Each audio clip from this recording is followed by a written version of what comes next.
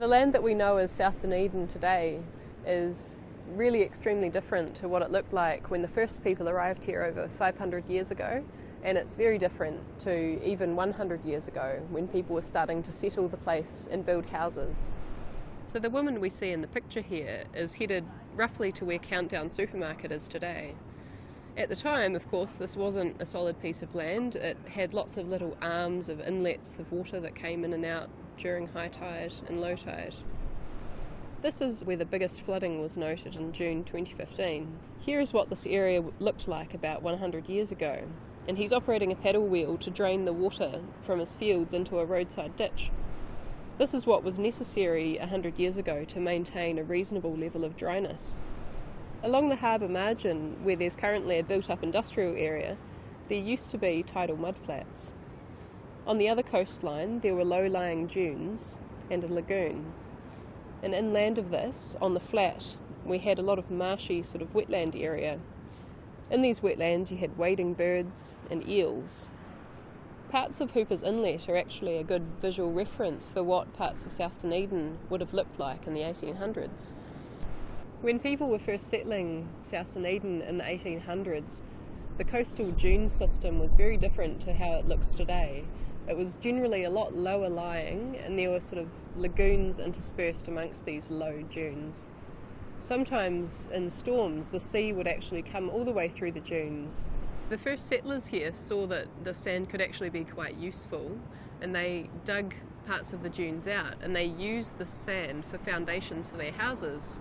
They actually filled in the really low-lying parts of South Dunedin to make sure that their houses were built above the groundwater level.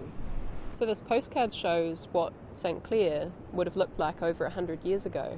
We're at a similar vantage point now, showing that same area with the dunes modified. The reclamation along the harbour margin was done quite differently from how it would be done these days. So these days there's a lot more geotechnical thought that has to go into packing down the land and making sure that it's solid before any buildings or roads go onto it. The reclamation along the harbour was built on soon after the sand was pumped in, and this means that it has been gradually settling down ever since, which has resulted in some local subsidence of the land. In this photo you can see the locations of the Edgar Centre in Mitre 10, and these are built on what was once a tidal mudflat on this reclaimed harbour margin. Humans have modified the South Dunedin landscape a huge amount since the 1800s when the first settlers were here. We've made it a lot easier to live on, but beneath the surface there is still a very dynamic, marshy sort of environment which responds to different groundwater conditions and the rise and fall of the sea. Heavy rainfall events can cause problems fairly quickly in South Dunedin, especially in winter when the groundwater levels are already high. And that's because the land under South Dunedin has to soak up all the rainfall from the surrounding suburbs. That's already spiked the groundwater up to a higher sort of winter level, and when you get another rainfall event on top of that, it can push those groundwater levels up above the ground. And that means that you have ponding occurring, which can take a long time to drain away, especially if the stormwater system is already overwhelmed with heavy rain events. Even though we've got the houses and the roads and a nice dry surface on South Dunedin today, underneath the surface there's still a porous, sandy environment. A long time ago, sea level was much lower than it is today, and that meant that behind me, instead of a big flat area, there was actually an ancient river valley. What this means is that that sandy, silty kind of matrix that makes up the ground under South Dunedin, it behaves as a bit of a sponge, and it can easily soak up lots of water after heavy rainfall or during high tide. A lot of South Dunedin is so low-lying. A lot of it, in fact, is within the tidal range, which means that when the high tide is happening out at the coast here, a lot of the ground behind me is actually below the level of high tide.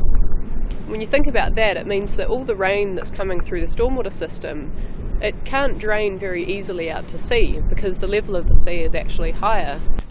The ORC is actively monitoring the level of groundwater around South Dunedin in 4 different bores. This graph shows the sea level rising and falling twice a day, and that's measured at Green Island. The other line is showing the groundwater at Kennedy Street, and the groundwater level is also rising and falling twice a day with the sea level.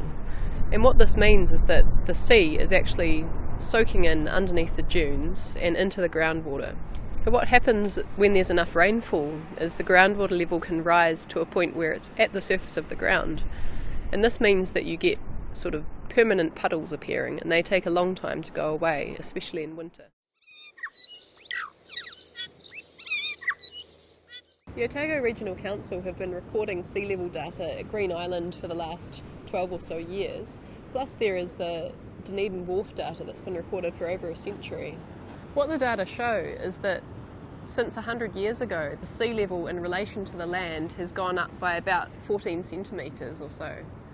This means that when people were building their houses in South Dunedin 100 years ago, they were building on land that had groundwater and sea level relatively lower than it is today. Measurements from around Otago's coastline show that the land is actually subsiding at a rate of around 1 millimetre per year. These are preliminary measurements, but they are consistent with what we see around coastal New Zealand. This graph shows projections for expected sea level rise. The green area shows what we would expect if we continue to emit carbon about the same as we are now or less. The purple is if the emissions continue to rise, which they are predicted to do so. These images show modelling done by the Otago Regional Council. It's based on projections of how things will look once the sea level rises. So what this might actually mean for people living in South Dunedin is that generally ponding starts to occur a lot more easily in your backyard, and it might not be after rainfall events, it might just start happening over the winter. It helps to remember that over 100 years ago, when people were building houses in South Dunedin, they were dealing with what was really a sort of wetland environment, very dynamic and very responsive to rainfall. So this helps us understand what sea level rise might actually do to this environment in the future.